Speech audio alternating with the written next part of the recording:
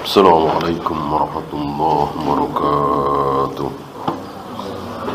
إن الحمد لله نحمده ونستعينه ونستغفره ونعوذ بالله من شرور أنفسنا ومن سيئات أعمالنا.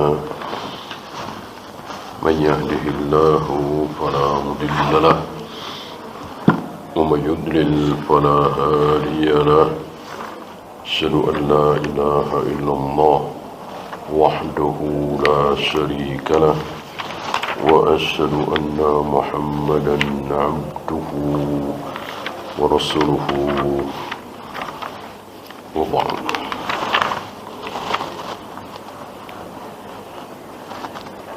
Kita sampai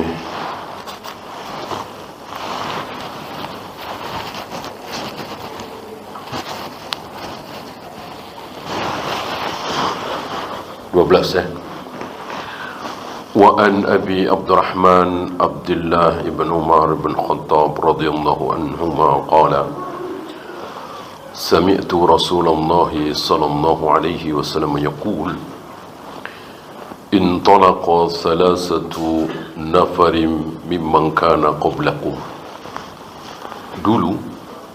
Dulu yang dimaksud adalah sebelum kelahiran Nabi Muhammad SAW, berarti umat terdahulu. Ada 3 orang yang bepergian. Hatta awahumul mabitu ila qahr. 3 orang ini karena satu dan lain hal, kemalaman atau mungkin kehujanan, memaksa mereka untuk tidur di dalam gua. Masuk ke dalam gua, kemudian tidur di situ. Fanhadarat sahratun minal jabal. Ketika mereka bertiga sudah masuk ke dalam gua, tidak lama fasaddat alaihimul qahr. Tiba-tiba pintu gua itu tertutup rapat oleh batu besar yang menggelinding dari atas. Tentu ini semua kehendak Allah.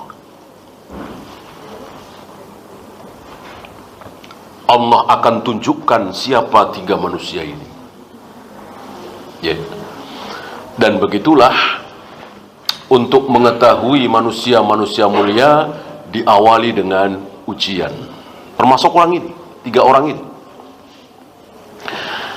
Innahu la yunjikum min hadhihi sakhrati illa an tad'u Allah bisalihi a'malikum. Mereka mengatakan kita tidak mungkin bisa keluar dari sini. Batunya begitu besar, tidak mungkin bisa didorong oleh mereka bertiga. Gerak saja tidak, besar sekali. Kita tidak mungkin bisa keluar dari gua ini kecuali dengan cara berdoa. Doa itu sangat mustajabah, didengar oleh Allah saat sudah tidak ada yang bisa diusahakan lagi. Ya. Terombang-ambing di tengah lautan sendirian di atas kayu, tidak bawa handphone, ya, mau minta tolong sama siapa. Nah, detik-detik seperti itu doa sangat-sangat dikabulkan, ya. Oleh karena itu barangkali nanti kita akan merasakan, hanya Allah yang tahu, ya. Barangkali kita kena kanker misalnya, kena penyakit yang tidak bisa disembuhkan kata dokter, detik itu tinggal berdoa. Dan seringkali doa yang tidak masuk akal, ya, kata dokter tinggal tunggu kematiannya, nggak mungkin bisa sembuh misalnya. Detik itulah kadang Allah menampakkan kekuasaannya, bisa sembuh dengan doa, ya. Adapun lapar, pengen nasi bungkus, pengen ngopi, pingin hilang capeknya dipijitin, bolehkah hanya berdoa? Tidak boleh. Tidak boleh. Ya, ya harus ke warung beli nasi bungkus, ke warung kopi cari kopi, beli kopi, begitu. Tidak boleh berdoa doang tiba-tiba berharap kopi itu datang sendiri, nasi bungkus datang sendiri. Tidak boleh. Tidak boleh, karena masih bisa usaha. Yang boleh hanya dengan doa ketika kita sudah tidak bisa berusaha sama sekali. Ya. Insya Allah kita akan mengalami, atau mungkin di antara antum sudah pernah mengalami, sudah terlilit utang ratusan juta, di PHK, bangkrut, kontrakan belum bayar dan seterusnya, udah nggak ada yang bisa dijual. Nah, detik-detik seperti itulah Allah dengar doa kita dan merintih kita, merengek kita, memohon kepada Allah. Jangan sekali-kali kedukun, jangan sekali-kali nipu, jangan sekali-kali sumpah palsu. Allah nggak akan dengar doa kita. Jangan sekali-kali ke bank ribawi, apalagi pinjol, ya. Nah, maka mulailah satu persatu berdoa dengan amal soleh, gitu. Tawassul, wasilah. Mari kita lihat orang pertama. Allahumma kana li abawani syaikhani kabiran. Ya Allah, dulu aku pernah punya ayah ibu yang tua renta, dan aku sudah bertekad bulat tidak akan memberikan apa-apa kepada siapapun sebelum kepada kedua orang tuaku.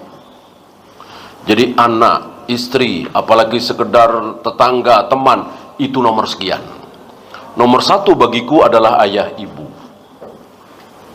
Ya. Banyak dari kita menomorsatukan anak istri. Ayah ibu nomor 2, nomor 3, nomor 4. Ini sangat tercela. Ayah ibu tidak tergantikan walaupun kita sudah nikah punya anak istri, kecuali wanita. Kalau wanita, ayah ibu sudah tergantikan oleh suami. Ketika seorang wanita sudah nikah, maka yang nomor satu bagi dia bukan ibunya lagi, bukan ayahnya lagi, tapi suami. Adapun laki-laki seperti kita, nomor satu tetap ayah ibu kita. Anak istri nomor 2, 3 dan seterusnya. Nah, satu ketika aku pulang malam, kemalaman. Begitu aku pulang, aku melihat ayah ibuku sudah tertidur, padahal belum makan. Karena selalu makan aku yang menyediakan, gobuk, ya, makannya itu gobuk, makanan sehari, maksudnya susu. Oleh karena itu aku buru-buru persiapkan makanannya berupa susu atau mungkin campur apa begitu, ya. Aku datangi ayah ibuku yang sedang tidur itu. Aku mau bangunkan, aku tidak tega. Kan tidur itu nikmat, lezat. Kalau dibangunkan tentu mengurangi kenikmatan. Aku tidak berani. Maka aku tunggu sampai mereka terbangun. Ya, aku nggak mau ketika ayah ibuku terbangun kemudian merasa lapar karena belum makan malam. Aku mau begitu mereka terbangun langsung makan, minum susu itu gobuk. Sejam, 2 jam, 3 jam, nggak bangun-bangun. Aku menunggu, aku terus berdiri. Ya. Wal qadahu ala yadi. Sementara satu mangkok susu itu berada di tanganku, antadhiru istiqadhahuma, aku tunggu mereka berdua terbangun, hatta barikal fajr, sampai terbit fajar. Berapa jam itu? Kalau misalnya dia pulang jam 10, setengah 11, ya, berjam-jam dia berdiri. Saking dia tidak mau ayah ibunya kelaparan, dan dia sudah bertekad untuk tidak memberikan apapun kepada siapapun sebelum kepada ayah ibunya. Wasibyatu yatadhaghawna 'inda qadamayya. Sementara anak-anakku memegangi kakiku, menginginkan susu itu, aku nggak kasih. Aku nggak kasih. Mungkin pikiran kita ini keterlaluan, ya. Apa iya seperti itu? Ya, mari kita lihat. Mari kita lihat. Kalau dia salah, tentu tidak akan dikabulkan, ya kan? Nah, begitu mereka berdua terbangun, langsung aku berikan semangkok susu itu. Keduanya minum susu, ya. Allahumma in kuntu fa'altu dzalika ibtigha'a wajhik. Ya Allah, seandainya yang aku lakukan itu dalam rangka mendapatkan ridhamu, bukan riya, bukan sum'ah, tidak ikhlas, ya. Fafarrij anna ma nahnu fihi min hadhihi as-sakhrah. Maka geserkan batu besar ini. Bergeser tapi sedikit. Mereka berusaha keluar, belum bisa, sedikit. Mungkin beberapa senti, ya. Dari sini kita tahu bahwa kita tidak boleh memastikan, ya Allah saya ikhlas, ya Allah saya tidak riya, ya. Lihat anak muda ini mengatakan, Allahumma in kuntu fa'altu dzalika ibtigha'a wajhik. Ya Allah, seandainya yang aku lakukan itu ikhlas mengharap ridhamu, ya Allah. Seandainya, berarti hanya Allah yang tahu. Kita tidak boleh menyombongkan diri di hadapan Allah, ya Allah saya ikhlas, ya Allah saya tidak riya. Jangan. Hanya Allah yang tahu kita betul-betul ikhlas atau tidak. Nah, sekarang orang kedua. Orang kedua mengatakan, Allahumma innahu kanat li ibnatu ammin. Ya Allah, dulu aku pernah punya anak perempuan paman, berarti sepupu, ya. Sepupu mahram bukan? Bukan. Boleh nikah, ya. Anak abang dengan anak adik, anak kakak dengan anak adik itu boleh menikah. Satu kakek, satu nenek, bukan mahram, boleh menikah. Tentu tidak boleh boncengan, tidak boleh salaman. Ini banyak masyarakat kita kurang perhatian atau mungkin salah paham. Karena biasanya sepupu itu, apalagi agak sepantaran tuh akrab. Dari kecil, dari TK, dari SD, nginep kan di rumah bibinya, nginep di rumah pamannya, itu kan ketemu dengan sepupu-sepupu. Maka sampai remaja, sampai dewasa masih seperti itu. Ya, tentu ini keliru. Kalau sudah balik tentu harus berhijab, karena bukan mahram dan boleh menikah. Kanat ahabban nasi ilayya, dia wanita yang paling aku cintai. Wa fi riwayatin kuntu uhibbuha ka ashaddi ma yuhibbur rijal an-nisa. Aku menyukai dia sebagaimana laki-laki menyukai perempuan. Ya. Fa aradtuha ala nafsiha. Aku selalu menggoda dia. Maksudnya mengajak untuk berzina. Famtana'at, tapi dia menolak, dia nggak mau. Ya.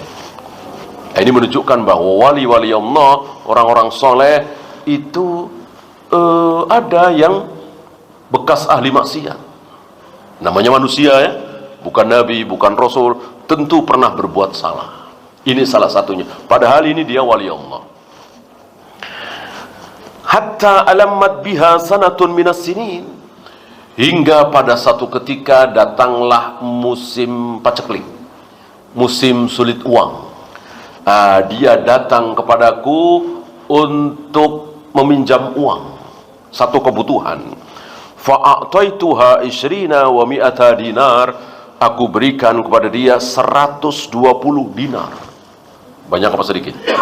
Tentu banyak. Dinar uang apa? Dinar itu uang emas, ya. Emas itu mau tahun 1901, mau tahun 2024, segram ya segram, sekilo ya sekilo. Beda dengan rupiah. Rupiah 1901, 1000 rupiah dengan hari ini, antara langit dan bumi. Ya. Oleh karena itu Rasul dan para sahabat, tabi'in, atba'ut tabi'in mencontohkan mata uang itu betul-betul emas atau perak. Jadi ada harganya dan kuat. Tidak seperti kita, bohong-bohongan aja kan, cuman kertas biasa dikasih 0, 0, 0, 0, 0, nolnya banyak berarti harganya tinggi, tapi ya rapuh sekali. Beda dengan Rasul dan para sahabat, tabi'in, atba'ut tabi'in, uang betul-betul berharga. Maka nggak ada istilah inflasi, devaluasi segala macam, karena memang ada harganya. Tidak seperti uang kita hari ini, nggak ada harganya, orang cuman kertas, cuman tulisan, ya siapapun bisa bikin, gitu. Apalagi ada palsu segala macam. Ini emas 120, ya, 1 dinar.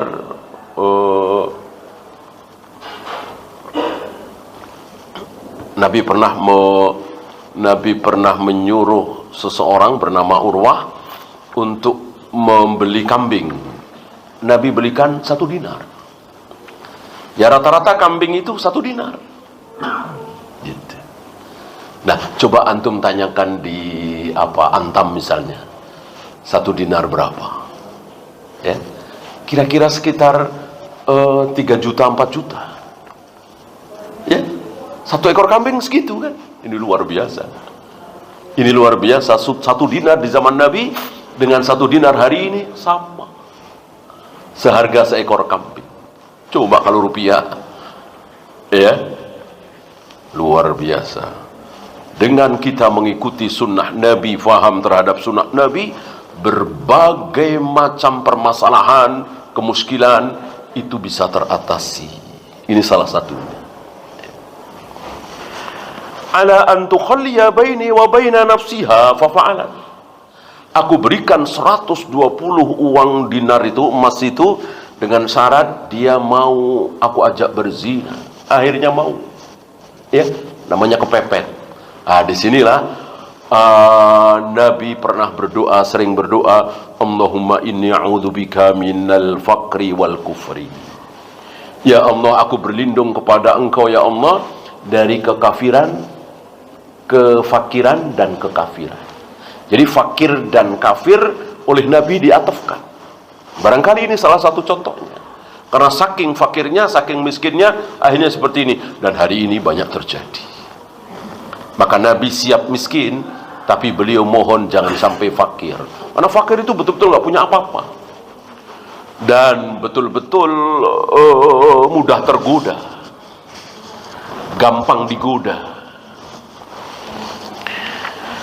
Nah, ketika aku sudah kuasai dia, ketika dia sudah memasrahkan dirinya, tiba-tiba dia mengucapkan ittaqillah, takutlah engkau kepada Allah.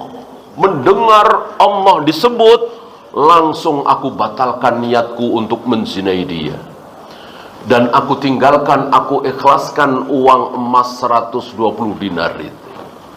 Begitulah orang soleh wali Allah, begitu, ya. Tidak mungkin tidak pernah berniat jahat, namanya manusia, ya kan?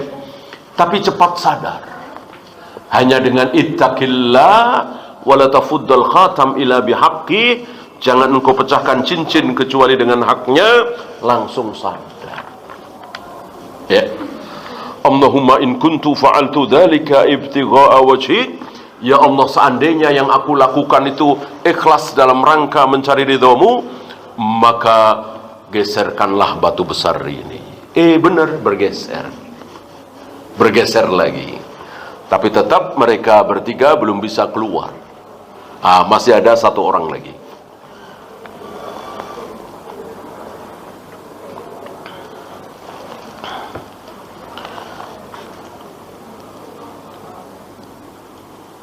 Yang ketiga, Allahumma istajartu ujara. Ya Allah, aku dulu pernah punya ujara, karyawan. Rupanya dia ini pengusaha barangkali, ya. Wa a'taituhum ajrahum ghaira rajulin wahidin. Semuanya telah aku berikan haknya, gajinya, kecuali 1 orang. Salah satu sunnah Nabi adalah tidak menunda-nunda gaji.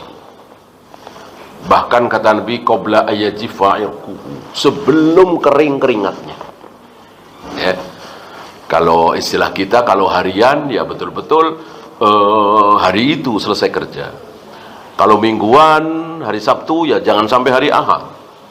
Kalau bulanan setiap tanggal 1 ya jangan sampai tanggal 2, tanggal 3. Ini sunnah. Kecuali satu orang.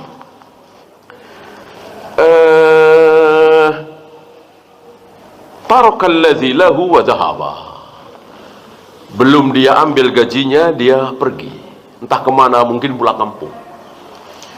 Fathammartu ajrohu, maka upah dia aku belikan sepasang kambing. Aku belikan kambing laki dan perempuan. Gitu. Upah dia itu. Nah, berarti kambing ini, laki dan perempuan ini punya dia. Berarti kalau punya anak, ya punya dia. Punya anak lagi, punya dia, dan seterusnya. Dan betul. Mungkin karena bertahun-tahun ya. Faja'ani ba'da hinin faqal, setelah entah berapa tahun dia datang mengatakan, ya Abdullah addi ilayya ajri, wahai hamba Allah, wahai majikanku, aku datang kemari mau mengambil upahku dulu. Aku jawab, kullu ma tara min ajrik, yang kau lihat tuh itu adalah upahmu. Ya, apa? Minal ibil wal baqar wal ghanam wal raqiq. Oh, unta yang banyak sekali, mungkin puluhan atau ratusan. Kemudian sapi ratusan, ghanam, kambing ratusan, dan raqiq. Apa raqiq? Budak. Jadi rupanya beberapa unta mungkin dijual untuk beli budak untuk ngangon, mengembala itu. Ya, ini luar biasa. Amanahnya si majikan itu. Ya Abdullah la tasta'zi bi, wahai majikanku jangan mengolok, jangan bercanda, istilah kita ya. Aku jawab, la astahzi'u bika, aku tidak bercanda, aku serius. Bahwa upahmu dulu aku belikan sepasang kambing, lalu punya anak, kemudian sebagian aku jual, aku belikan unta, sepasang unta, punya anak lagi, kemudian sapi, kemudian budak. Ya, bawalah. Fa'akhadhahu kullahu fastaqahu falam yatruk minhu syai'a.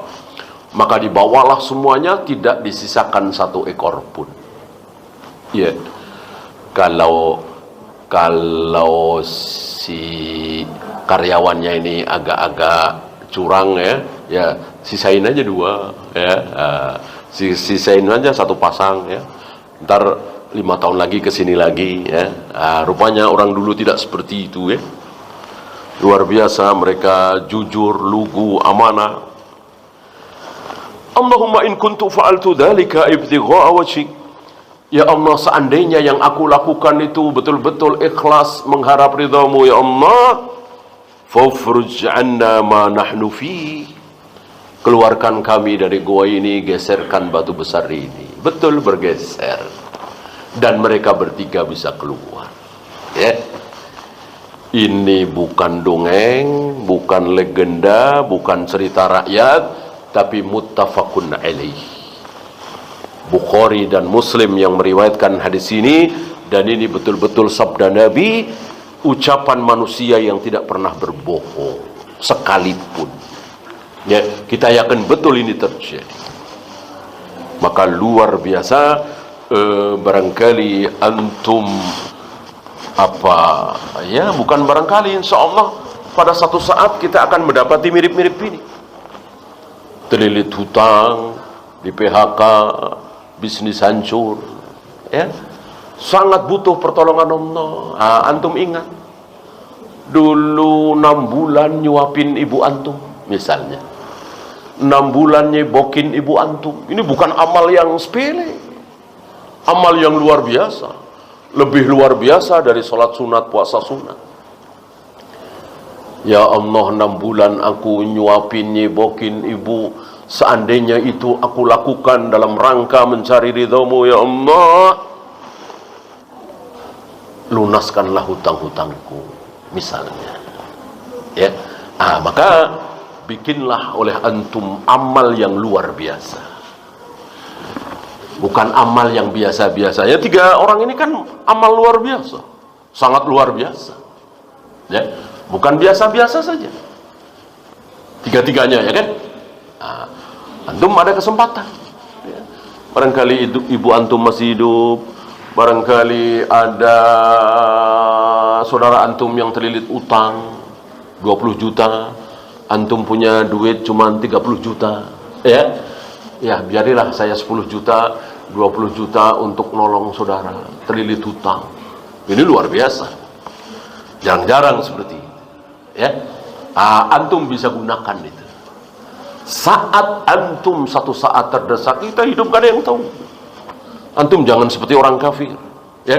Orang kafir itu mengatakan tiap bulan saya dapat 20 juta, sebagian saya setorkan ke asuransi, sakit ada asuransi, tabungan lumayan banyak, merasa tenang, ya.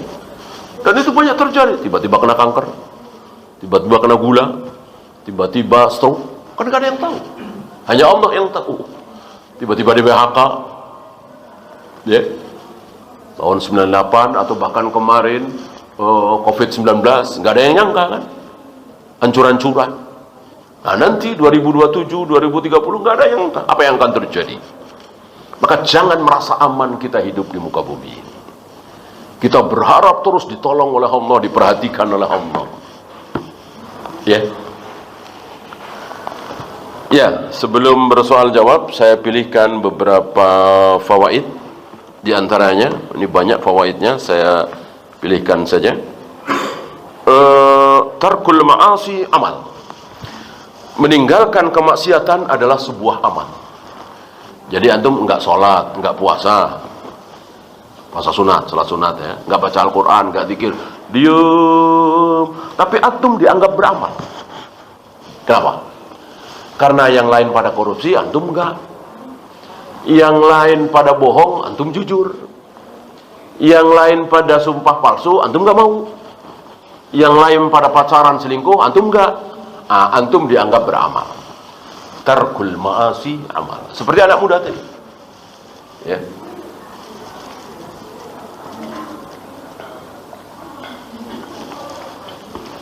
Apalagi sudah niat. Ya, seperti anak muda tadi kan sudah niat buat maksiat, dibatalkan. Ini amal yang sangat besar. Ya. Namanya manusia, ya. Barangkali antum pernah punya niat untuk apalah selingkuh, apalah, ya, korupsi. Antum batalkan. Astagfirullah. Antum batalkan. Antum sendiri yang membatalkan, bukan keadaan, bukan Allah, bukan polisi. Ini amal, ini pahala, ya.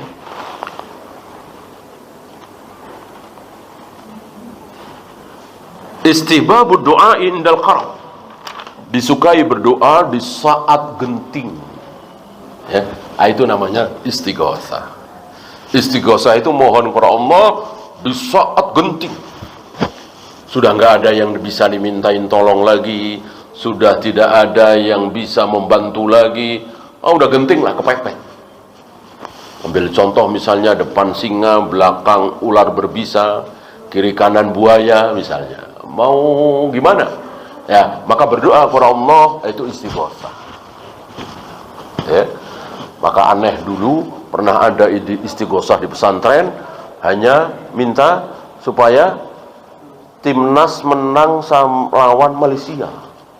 Ini luar biasa, penghinaan besar. Cuman main bola menang saja pakai istighosah. Istighosah itu untuk suasana yang sangat-sangat genting, sebagaimana yang pernah dilakukan oleh Nabi menjelang perang Badar. Itu istighosah. Tinggi sekali Nabi mengangkat kedua tangannya sampai keluar dari mulut beliau, in tuhlik hadhil isabah lan tu'bad. Kalau sampai pasukanku ini kalah, ya Allah, siapa yang akan menyembah engkau? Itu saking menyayatnya. Sampai Abu Bakar nggak tega mengatakan, cukup ya Rasul, cukup ya Rasul. Dan sendirian, bukan rame-rame istighosah, itu sendirian. Nabi sendirian, Abu Bakar nggak ikut-ikutan. Ya, Istighosah adalah memohon kepada Allah di saat sulit. Maka istighosah adalah berdoa, berdoa belum tentu istighosah. Kemudian tentang tawassul. Tadi itu tawassul namanya, berdoa dengan mengucapkan amal-amal soleh kita dulu. Ini boleh. Yang kedua, tawassul dengan orang soleh yang masih hidup. Kita datangi orang soleh, Pak tolong doakan semoga anak saya sembuh dari sakit. Ini pun tawassul. Yang terakhir dengan Asmaul Husna. Ya Razzaq, ya Razzaq, ya Razzaq, ya Razzaq. Jangan dihitung. Bukakanlah pintu rezeki bagiku. Ya. Itu 3 tawassul yang boleh. Nggak ada yang keempat, nggak ada yang kelima. Yang keempat, kelima, keenam berarti salah, batil, keliru, bahkan bisa syirik. Misalnya bertawassul dengan orang soleh yang sudah meninggal. Seperti kita datang ke makam Nabi, lalu kita bilang, ya Rasul tolong doakan semoga Allah memenangkan kaum muslimin melawan Yahudi. Ini tidak boleh, ini syirik. Karena beliau sudah wafat. Wallahu a'lam. Ya, itu saja. Ada pertanyaan? Silakan.